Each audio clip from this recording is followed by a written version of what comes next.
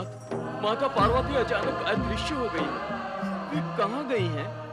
भगवान, आप उनके विषय में कुछ ज्ञात करके बताएं। वे कहाँ हैं?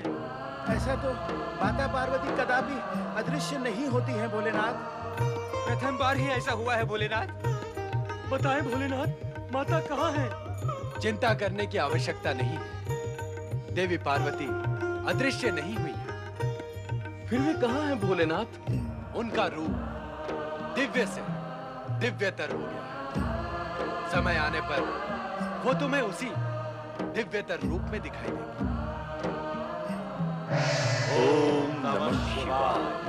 भोलेनाथ, महिषासुर के प्रकट होने से जिस महान घटना का सूत्रपात हुआ है, उससे हम सब आश्चर्यचकित हैं। पार्वती, लक्ष्मी और सरस्वती जिस सम्मिलित देवी का शक्ति रूप धारण कर चुकी है, उसका फल और परिणाम जानने के लिए हम यहाँ उपस्थित हुए हैं देवेश्वर। ब्रह्मदेव एवं श्री हरि विष्णु, हम तीनों की शक्तियां उन त्रिदेवियों में ही निहित हैं। ये तथ्य और सत्य केवल हम ही नहीं, सारा जगत जानता है। सत्य है भोलेनाथ। और अब जबकि दानवी शक्ति का प्राकट्य और विस्फोट महिषासुर के रूप में हो चुका है, तो उसे और भी शक्तिशाली बनाकर चरम सीमा तक पहुंचाना आपका दायित्व है। सदा से ही ऐसा होता आ रहा है कि जब तक दानवी शक्ति अपनी चरम सीमा का स्पर्श नहीं करती, तब तक उसके विनाश का उपाय नहीं होता। सृष्टि रचना का यह एक महत्वपूर्ण क्रम है। इस कार्य के संपन्न होते ही तीनों देवियों का सम्मिलित रूप क्रियाशील होकर जगत का कल्याण करेगा। हाँ भोलेश्वर, इस जगत के कल्याण के लिए दानवी शक्तियों का अंत तथा महिषासुर का वध अनिवार्य है। भगवान भोलेनाथ की जय।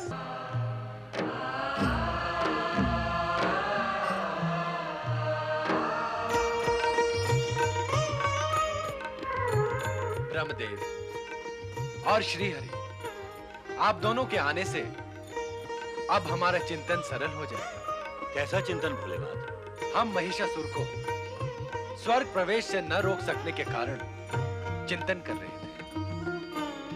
क्या यह विवशता हम त्रिदेवों के लिए चिंता का कारण नहीं है? भोलेनाथ, इस विवशता के मूल में मेरा महिषासुर को दिया गया वरदान एक विशेष कारण है, किंतु इसके साथ साथ एक सत्य ये भी है कि दानवों का उत्थान भी शिवेच्छा से तथा सृष्टि के नियम विधान के अनुसार ही होता आया है। पहले भी दानवों ने बल प्रयोग से पृथ्वी तथा स्वर्ग पर आधिपत्य स्थापित किया और उनका ऐसा करना ही उनके पतन और सर्वनाश का कारण बना। फिर भी इससे पहले हम कभी इतने विवश तो नहीं हुए ब्रह्मदेव। भोलेश्वर, आप भली भांति इस सत्य से परिचित हैं कि महिषासुर का अंत अब अधिक दूर नहीं। ब्रह्मदेव के वरदान के अनुसार जिस स्त्री शक्ति द्वारा महिषासुर समाप्त होगा, वो ज्योति स्वरूप में विराजित त्रिदेवियों का ही दैवी स्वरूप होगा।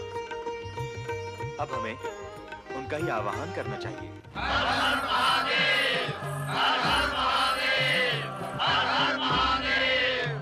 हे भोलेनाथ, हे शिव शंकर, हम देवगण का उद्धार आपके द्वारा ही हो सकता है। आप ही उस महाशक्ति का आह्वान कर सकते हैं जो माता पार्वती, लक्ष्मी तथा सरस्वती के रूप में किसी अवसर के लिए किसी अज्ञात स्थान पर विराजमान है। हे शिव शंकर, माता पार्वती उसी आदि शक्ति का रूप है जो आदि काल में आपके साथ प्रकट हुई थी।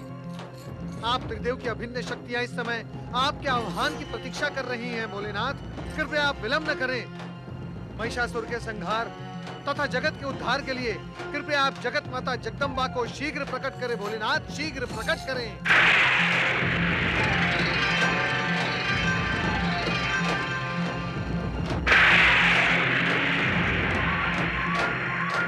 आदि शक्ति,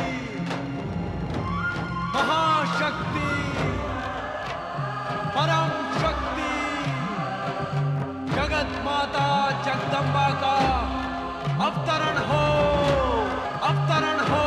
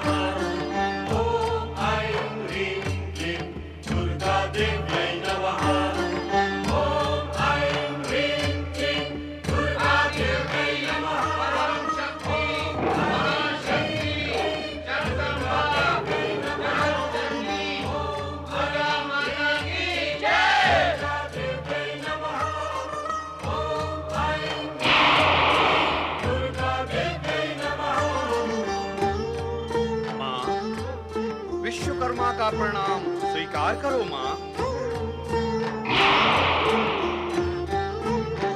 हे जगदम्बे माँ, यमराज का प्रणाम स्वीकार करो।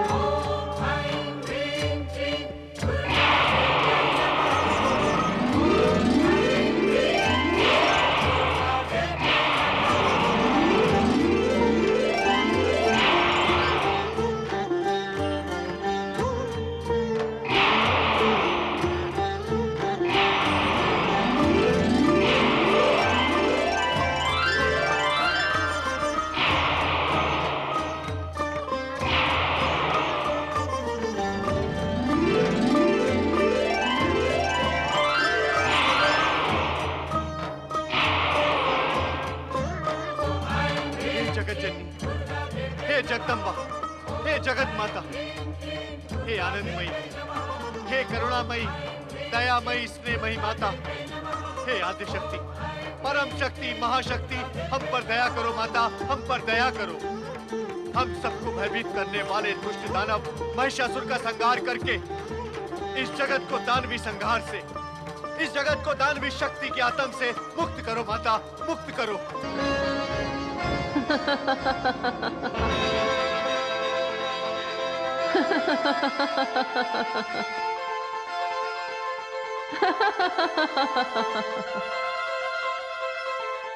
हे देवताओं, अब निर्भय हो जाओ।